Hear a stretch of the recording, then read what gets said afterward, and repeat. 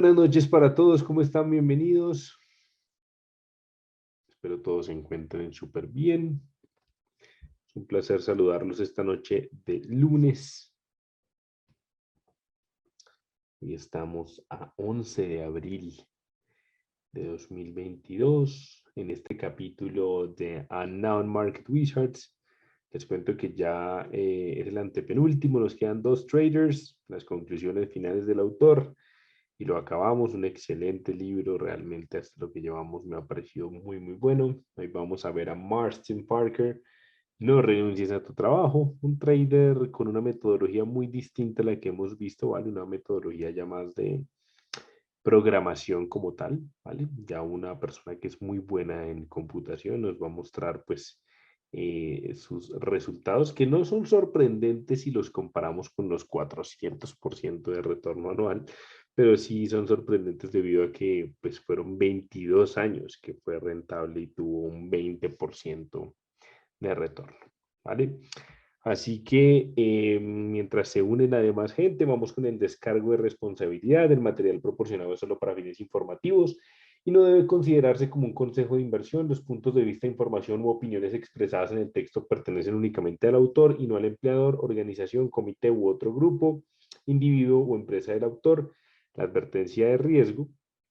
Los CFD son instrumentos complejos y conllevan un alto riesgo de perder dinero rápidamente debido al apalancamiento. El 71 y 61% de las cuentas de inversores minoristas pierden dinero al negociar CFDs con Tickmill UK Limitada y Tickmill Europe Limitada, respectivamente. Debe considerar si comprende cómo funcionan los CFDs y si puede permitirse asumir el alto riesgo de perder su dinero. Diego, muy buenas noches, bienvenido, un placer tenerte por acá. Vale, ya estamos en vivo tanto en Facebook como en Zoom. Y listo, creo que podemos entonces ir empezando. Entonces, como les decía, Unknown Market Wizards, Jack Schwager, quien les presenta esta lectura, pues, pero Sebastián Hernández, en este caso yo. Y listo, empecemos entonces. Parker logró ser rentable durante 22 años consecutivos, 20% al año. Ustedes dirán lo que les decía, ¿no?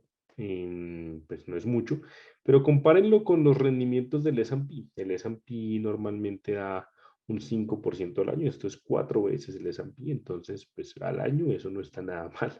Ahora recordemos que el capital de Parker pues era de $5 millones cuando ya completó sus 20 años, entonces creo que eso es bastante, ¿no?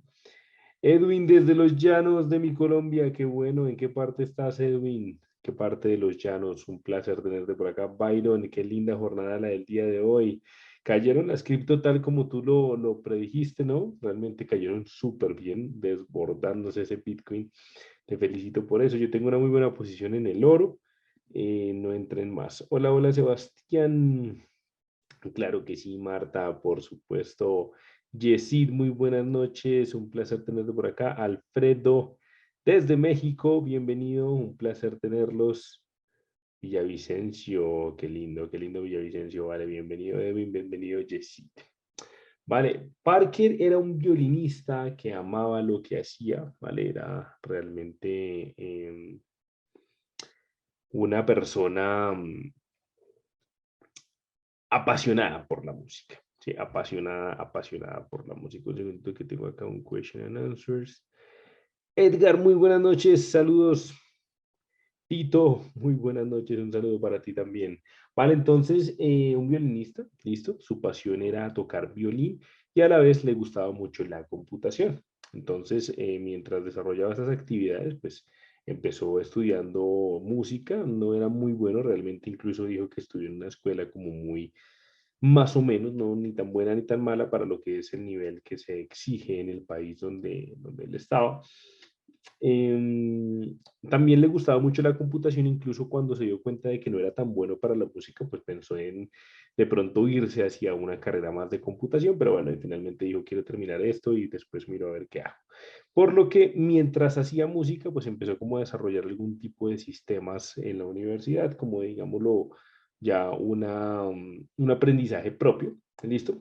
Y encontró finalmente un trabajo en el sector de computación, pero al descubrir el trading renunció para vivir de él. Le empezó a ir muy bien, digamos que hacía simplemente software, era muy bueno en el tema de software y era sobre todo un excelente programador. Empezó, pues aprendió a programar y empezó a dedicarse, digamos, a este tema en una compañía que creció rápidamente y que se involucró, por supuesto, con el tema de los stocks, de las acciones en Wall Street. Cuando él vio, digamos que había traders, no tenía ni idea del concepto, simplemente dijo, oiga, ¿qué es esto? Abrió un libro y vio Trading for Life, perdón, Trading for a Living, entonces vivir del trading. Y dijo, oiga, si yo puedo vivir del trading, podría entonces simplemente dedicarme más al violín, dedicarme más a mi familia y simplemente renunciar a este trabajo.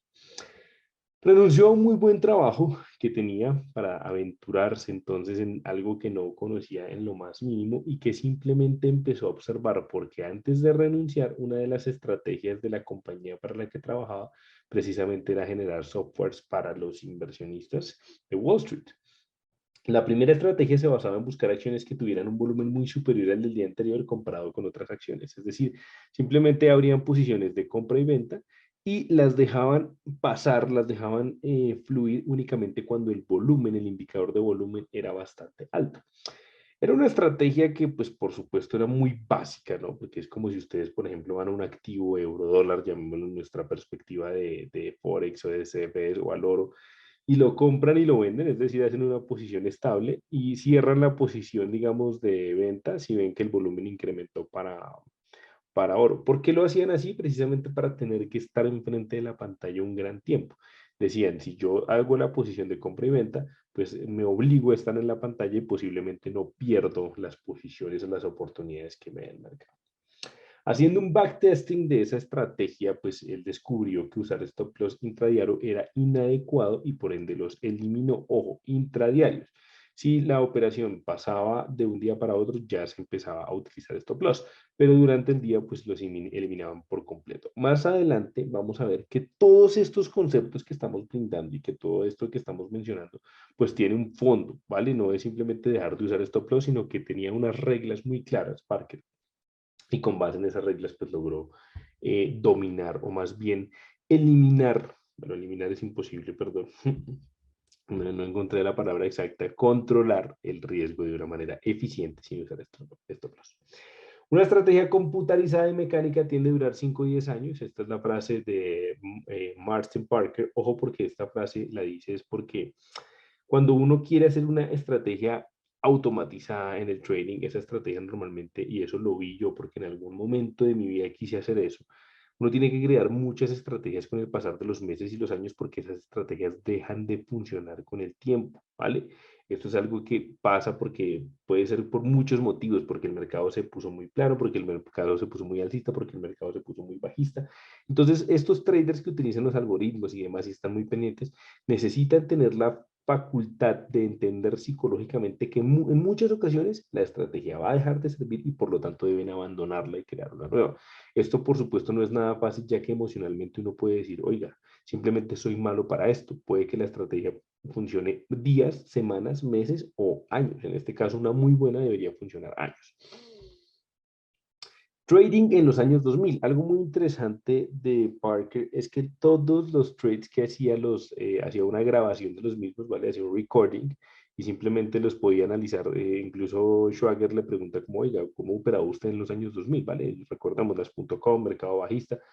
Y él decía, estos son, pues primero que todo, solamente hacía shorts, ¿vale? Él simplemente ejecutaba cortos y cuál era, digamos, sus reglas operativas. El promedio de volumen diario debía ser de al menos 250,000 shares, que son compras por acción, ¿vale? El precio por compra debía ser al menos $10 y no más de 150, listo, que la acción fluctuara entre 10 y 150, ¿vale? Para escoger entonces la acción que iban a operar. La ruptura del volumen diario debía ser al menos 15% mayor a la del total del volumen de los últimos 20 días. Ese volumen diario, pues claramente bajista porque estamos en una situación de short side. El precio debía caer al menos 5% para irse en corto, es decir, ojo, muy importante, él ejecutaba esta estrategia de cortos, y lo vamos a ver más adelante, en situaciones donde el mercado estaba al alza o en completa caída, como lo fue en los años 2000, pero después la modificó para operarla únicamente cuando el activo estaba en una tendencia alcista, es decir, ganarse las correcciones del mercado alcista. En ese punto, por supuesto, ese 5% significaba bajo el mínimo del día. Se salía del trade cuando se alcanzaba una utilidad del 12%, algo muy conservador. ¿Por qué lo hacía? Él sí tenía muchísimas operaciones como aquellas que vemos en los estados de cuenta de los traders del mes, que vemos cientos de operaciones, pues es precisamente porque utilizan un sistema. Y un sistema se basa en lo siguiente: entre menos operaciones haya, pues es porque estás volviendo la complejidad del sistema mucho más interesante en cuanto a la probabilidad de ganancia. Pero como lo que él quería era simplemente sacar una pequeña tajada de cada trade, podía hacer muchos para tener una utilidad, llamémosla, marginal. ¿Listo? Juan Pablo, muy buenas noches. ¿Cómo estás? Bienvenido. El fin de la estrategia de las ventas en el 2012, él se da cuenta efectivamente que eso no funcionó más. En 2012 la estrategia de ventas dejó de funcionar, ya que no cubría las pérdidas de uno de los dos lados del trade, alcista y bajista. ¿Qué quiere decir esto? Él, por ejemplo, entraba largo en algunas acciones y corto en otras. Entonces, claramente el mercado agarraba una dirección. Si los cortos, perdón, si los largos y las posiciones de compra iban mal, las ventas debían no solamente cubrir las pérdidas, sino dejar ganancias. En 2012, pues el mercado estuvo tan raro, tan alcista y bajista, que las posiciones bajistas dejaron de cubrir las pérdidas alcistas, entonces tuvo que retestear, ¿vale? Nuevas estrategias de inversión, ¿vale? Entre ellas, una que era la reversión, es decir, si el activo estaba subiendo mucho, buscaba ventas, si el activo estaba cayendo mucho, buscaba compras, pero ojo, siempre en una tendencia alcista, ¿vale? Por lo que las correcciones para buscar las compras debían no superar ciertos mínimos, ¿vale? Lo que nosotros hacemos cuando buscamos, por ejemplo, patrones técnicos de mínimos mayores. Todo esto claramente era computarizado con sistemas de precios exactos, ¿no? No podía superar tal precio, no podía superar tal mínimo, todo basado en una programación que se hacía en un computador, basado entonces en estrategias. No había stop loss, algo muy interesante, o sea, durante todas las estrategias que él utilizaba no ponía stop loss porque decía, si yo ponía stop loss, pues me iba a salir de muchas de ellas. ¿Cómo controlaba el tema del stop loss? Hacía un riesgo tan bajo que incluso si la acción caía un 100%, pues él no perdía más del 10% de su cuenta, ¿vale? Y se proponía una regla básica y era que si llegaba a un drawdown o el tope máximo de pérdida del 15% en un día o una semana, simplemente se retiraba de esa estrategia y empezaba a buscar otra. Fíjense que el desarrollo de estrategias en el transcurso de los años de Parker era, por ejemplo, hacer la primera y lo con la que empezó, simplemente volumen, después pasarse a una de tendencias, identificar tendencia alcista y bajista, después operar únicamente en una tendencia y las iba adaptando hacia lo que mejor le convenía en cuanto a parámetros de utilidad. ¿Vale? Funcionalidad del sistema, pues por supuesto tendencias alcistas y bajistas. En tendencias bajistas, vender en tendencia alcista, listo, cuando se alcanzaba un precio de sobrecompra, cuando se mostraban señales de reversión no técnicas o únicamente basadas en su sistema. Diseñar estrategias para mínimos y máximos del día, entonces cuando se alcanzaban esos mínimos o máximos, se tomaba una decisión de si comprar o vender la posición. En 2015, pues finaliza con una pérdida del 10% y decide simplemente retirarse del trading por completo, ya que dice, pues estaba readaptando las estrategias, mirando puntos fuertes, mirando puntos débiles, y me di cuenta, dice Parker, que pues realmente no me estaba yendo bien y que seguramente había perdido el eje. Esto no le duró mucho, le duró unos 3, 4 meses, vuelve a retomar en marzo, retoma porque dice, oiga, ya de verdad hice tanto esfuerzo, he generado dinero y pues tenía 5 millones de dólares de respaldo también, no era simplemente ideas en su cabeza, que decide volver al trading y algo muy importante. Su esposa le dice, si vas a volver, tienes que mostrarme alguna estructura interesante para volver, ¿vale? Y él le dice, voy a hacer un plan de trading con unas reglas de las que no me voy a salir. Eso fue lo que le permitió a partir de 2015 generar ingresos interesantes en el sentido de que respetaba entonces todas sus reglas que se planteó, entre ellas el no usar stop loss, pero entrar con posiciones muy bajas por operación y sobre todo que no excedieran el 10% de pérdida de su cuenta, ¿vale? Entonces no es simplemente decir, es que Parker no usa stop loss, entonces yo tampoco, porque si no lo vamos a hacer perfecto, no lo hagamos, pero entonces tenemos que reducirle el tamaño de la posición a un nivel que no me afecte la cuenta en caso de que el activo no haga más sino caer después de ejecutar una posición de compra. Cosas que quisiera saber antes de haber hecho trading. Uno, es mejor construir una diversa colección de sistemas simples que ir perfeccionando y añadiendo reglas para reoptimizar un solo sistema. Es decir, uno, digamos, cuando está programando este tipo de sistemas, cree que con uno solo va a funcionar, entonces creo uno y empiezo a mejorarlo y a añadirle reglas, añadirle cosas. No, es mejor diseñar muchos, cosa que uno va si uno va dejando de servir, tenemos la capacidad psicológica de decir, simplemente lo desecho. Dos, es importante añadir una regla de finalización del sistema. ¿En qué punto dejo de utilizarlo? Esto es únicamente válido, o, según el autor y según Parker, es únicamente válido para este trading sistémico, donde nosotros estamos entonces pues creando estrategias computarizadas porque se ejecutan de manera automática, ¿vale? Yo no estoy ejecutándola, simplemente el computador ve la posición y la arranca. Entonces, tenemos que diseñar, oiga, si esta estrategia me deja una pérdida en un mes de 15%, simplemente la finalizo y no la toco más, no la renuevo, no busco puntos débiles, puntos fuertes, simplemente me paso a otra. Es posible ser exitoso por 15 años y después empezar a fracasar por ello, es mejor tener otro trabajo, me parece una postura muy conservadora por parte de Parker, incluso con el capital que tenía, decía, muchos operadores sencillamente pues se aventuran en este negocio sin pensar en las consecuencias que hay de fondo y simplemente lo dejan todo porque creen que van a vivir 100% el trading. En muchas ocasiones, yo creo que cualquier emprendimiento requiere de lo mismo. Si yo estoy dispuesto a renunciar a un trabajo para empezar pues mi propio emprendimiento, debo tener en cuenta que existe también el factor del fracaso y el fracaso pues es algo a lo que nosotros nos da miedo enfrentarnos. Por eso él dice, si hay la oportunidad y sobre todo si tenemos la posibilidad de tener un trabajo a la vez que hacemos trading, pues ¿por qué retirarnos? ¿Vale? Incluso después de 15 años puede uno llegar a fracasar. Ahora, vale, vuelvo y repito, este personaje tenía 5 millones de dólares. Yo creo que uno con 5 millones de dólares de fondo, pues tal vez no le duela mucho haber renunciado a ese trabajo, ¿no? Entonces, todo va como muy de la mano entre el juego de las emociones y lo que nosotros deseamos para ser felices, que creo que va muy alineado con lo que muestra el libro Market Research, estos genios de mercado, magos del mercado, desconocidos. Me parece que algo muy interesante de este libro, hasta ahora, porque nos quedan 2 capítulos, es efectivamente ver cómo hemos visto muchos puntos de vista técnicos fundamentales, mecánicos, otros que simplemente se basaban en estrategias de social media, de ver hashtags, otros que simplemente dibujaban una tendencia y hacían un 380%. Es ahí donde uno se da cuenta que este negocio tiene muchas variables y muchas interpretaciones y que no hay una sola forma de verlo, hay distintas. Lo interesante es que los resultados sean los que respalden nuestra decisión de seguir en este negocio, ¿vale? Sea que llevemos un año, sé que muchos de ustedes, de pronto los que están acá y me incluyo, en algún momento hemos pensado en retirarnos, pero por alguna razón nos hace seguir. Lo interesante es, si nosotros planteamos reglas y las seguimos al pie de la letra, podemos seguir en este negocio, pero siempre y cuando haya una regla específica de saber cuándo retirarnos, que tal vez es lo más doloroso o difícil de aceptar para un operador, el momento de decir no más, ¿vale? Hola Tomás desde Jalisco, México, bienvenido. Vale, entonces creo que esta lección, este capítulo nos deja una lección muy importante, entre ellas pues que el trading automatizado es muy bueno, ¿vale? Puede servir bastante, listo.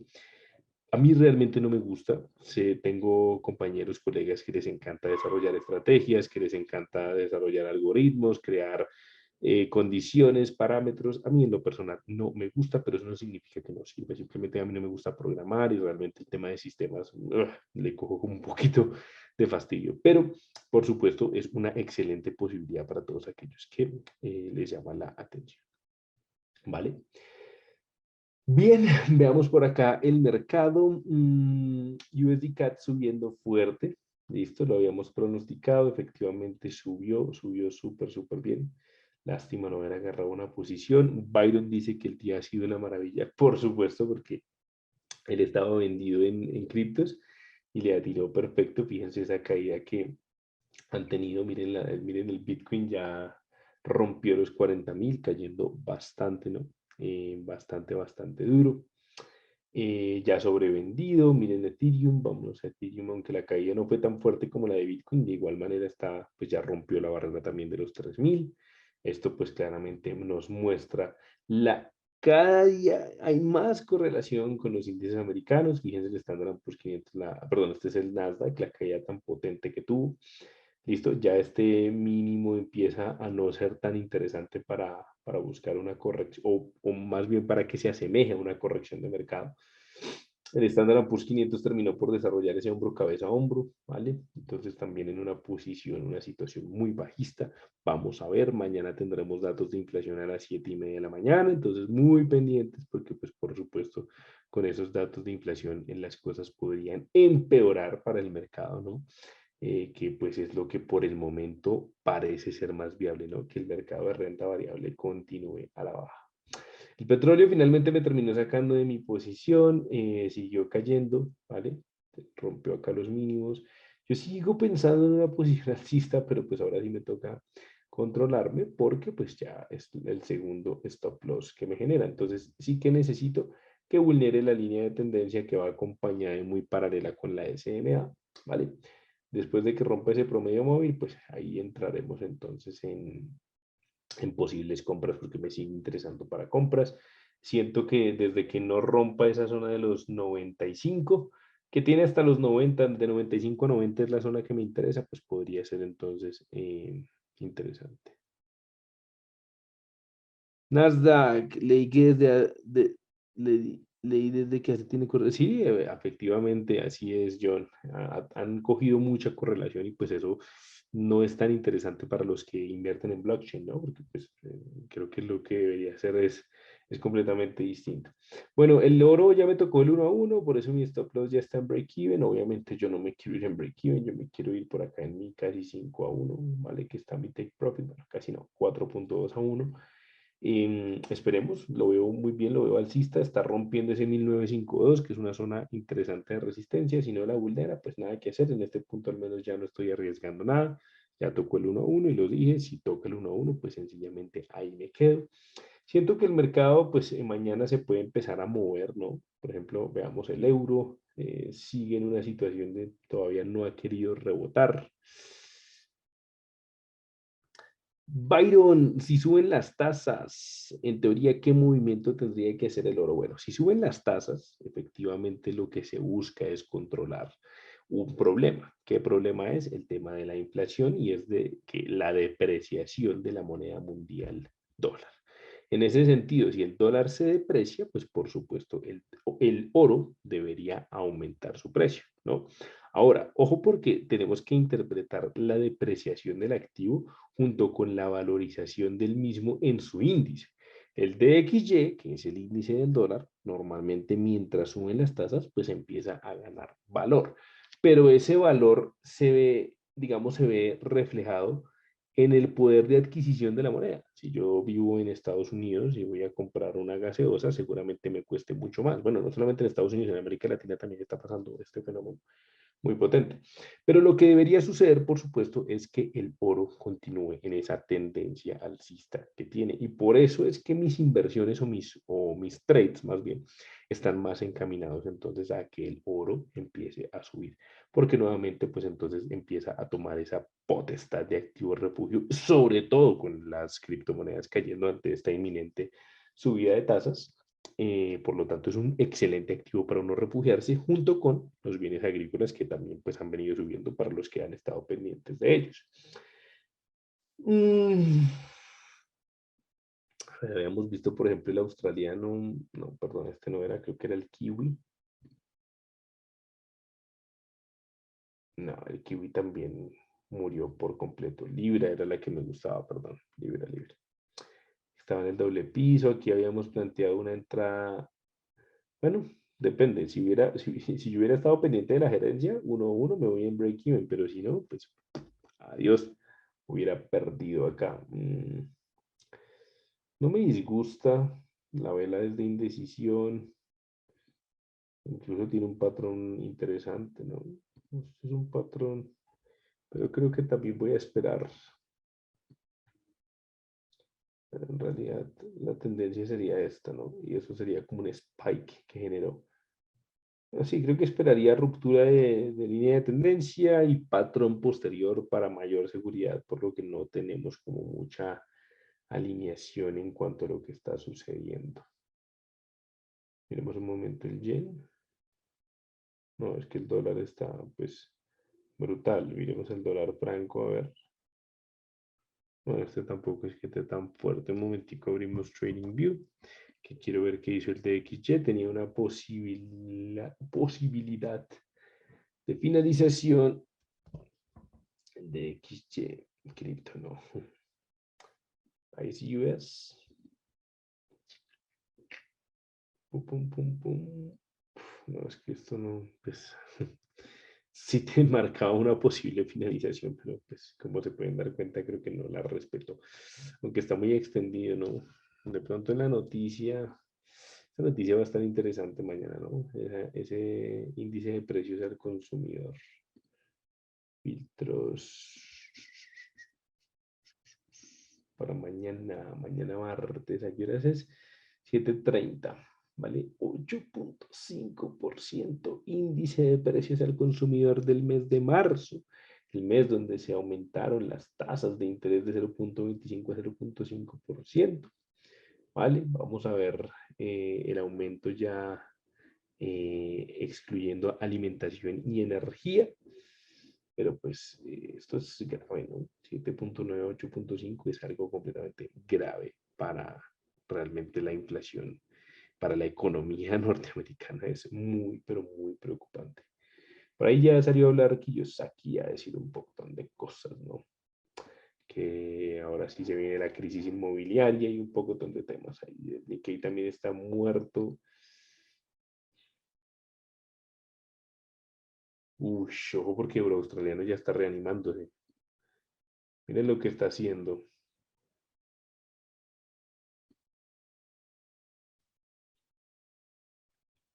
Me gusta porque con una ruptura de esa línea de H4 creo que habría un trade. El tema es que ya estaría ese trade. Podría ser una orden a mercado y un stop y... No, es que aquí me parecería que está muy pegado. Un segundito a ver si tengo esto con el spread, sí, ok. Pues todavía no ha roto, ¿no? Pero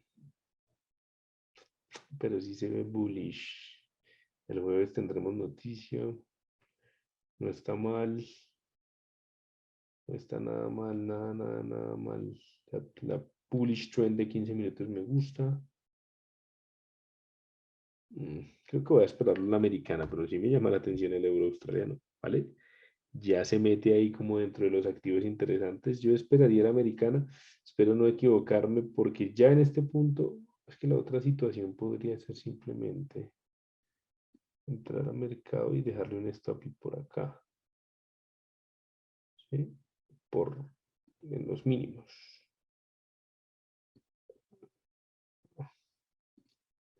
A ver, un segundito. Hace mucho no pero este activo, entonces necesito ver. Opa, obviamente no voy a arriesgar 0.05, buy stop 1.48.286, 1.48.286 y el stop y 1.47.103.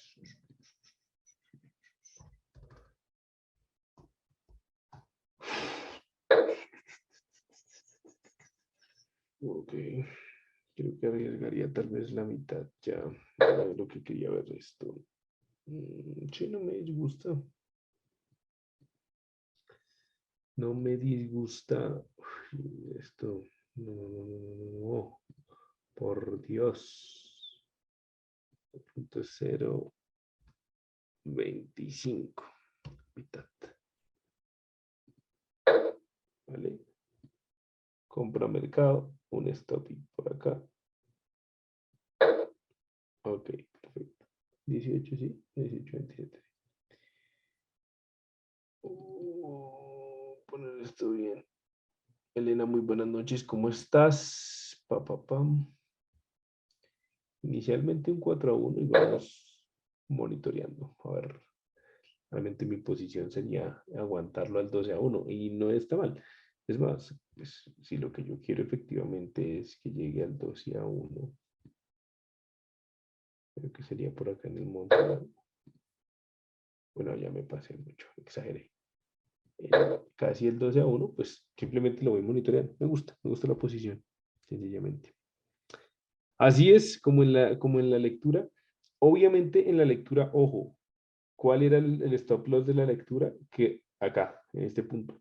¿Listo? Eso hubiera hecho Jeffrey Newman, el trader que opera esas rupturas de línea de tendencia. Así que ahí yo estoy haciendo una adaptación más a mi método. ¿Listo? Pero pues basándome en Newman me gusta.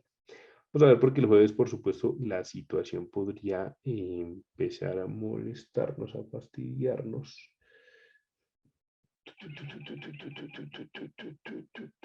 Esta semana. Jueves. Y es a las 6:45 de la mañana.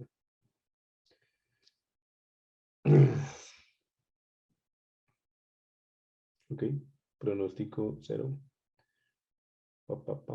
Bueno, vamos a ver porque sí puede que haya fuerte volatilidad. Sí, me voy a quedar con esta posición, el oro ya está en break-even, por eso también decidí tomar el riesgo, porque como el oro está en break-even, pues no pasa nada.